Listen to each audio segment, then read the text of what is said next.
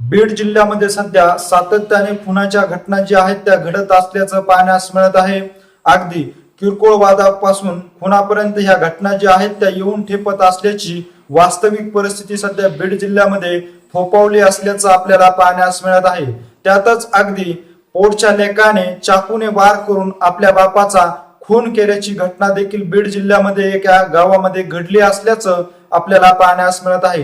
बीड जिल्ह्यातील कुठल्या गावामध्ये हा धक्कादायक प्रकार जो आहे तो घडलेला आहे, पोटच्या लेकाने कशामुळे आपल्या बापाचा खून केलेला आहे तेच आपण ह्या पुढील व्हिडिओच्या माध्यमातून सविस्तर पाहूया।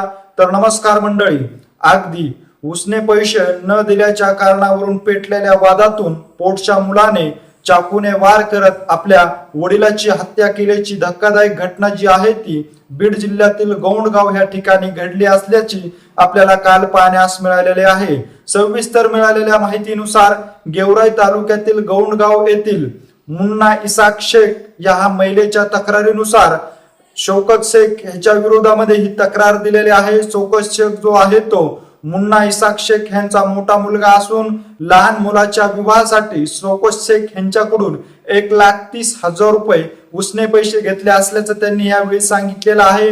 घेतलेल्या 1,30,000 रुपयाच्या उसन्या पैशातून 30,000 रुपये परत देखील शौकतला दिले होते, परंतु राहिलेली उर्वरित 1 लाखाची रक्कम द्या हा तगादा जो आहे तो शौकतने सातत्याने वडील इसाक यांच्याकडे लावला असल्याचं देखील ह्या तक्रारीमध्ये सांगण्यात आलेलं आहे।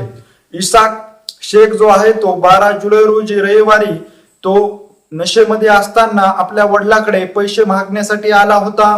पैसे मागत असताना किरकोळ हा वाद जो आहे तो खुनापर्यंत येऊन ठेपल्याचं आपल्याला त्या ठिकाणी पाहण्यास मिळालेलं आहे। शौकत शेखने आपल्या वडिलांकडे असलेले 1 लाख रुपयाची रक्कम वेळेत मिळत नसल्याच्या कारणावरून व नशेत असल्याच्या वास्तविक परिस्थितीनुसार आपल्या जवळ असलेल्या चाकूने वडिलाच्या छातीवर वार केल्याची घटना जी आहे ती गौंडगाव ह्या ठिकाणी 12 जुलै रविवार रोजी घडली होती। त्यानंतर इसाक शेख यांना उपचारासाठी गेवराई येथील रुग्णालयामध्ये आणण्यात आलं होतं, परंतु त्या ठिकाणी त्यांचा उपचार सुरू असताना शरीर त्यांना साथ देत नसल्यामुळे त्या ठिकाणच्या डॉक्टरांनी त्यांना जिल्हा रुग्णालयामध्ये जाण्याचा आदेश दिला होता।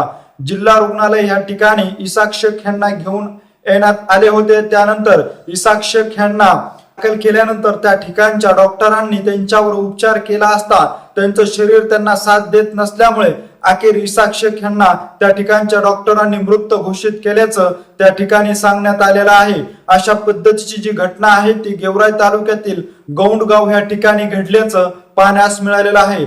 अगदी हा उसने घेतलेला पैशाच्या वादातून सख्या बापाची हत्या जी आहे त्या पोटच्या मुलाने केल्याचा धक्कादायक प्रकार जो आहे तो त्या ठिकाणी घडलेला आहे आणि अखेर 29 जुलै रोजी इसाक शेख यांचा मृत्यू त्या ठिकाणी झाला असल्याची वास्तविक परिस्थिती देखील आपल्याला त्या ठिकाणी पाहण्यास मिळालेली आहे। अगदी उसने घेतलेले पैशाचा हा किरकोळ वाद जो आहे तो खुनापर्यंत येऊन ठेपल्याचं आपल्याला या ठिकाणी पाहण्यास मिळालेलं आहे। त्यामुळे सातत्याने बीड जिल्ह्यामध्ये खुनाच्या घटना ज्या आहेत त्या होत असल्याचं आपल्याला नेहमीच आता पाहण्यास मिळत आहे। अगदी किरकोळ कारणावरून ह्या जी घटना आहेत त्या खुनापर्यंत येऊन ठेपत असल्यामुळे पोलीस प्रशासनाच्या विरोधामध्ये संतापाची लाट देखील निर्माण होत आहे।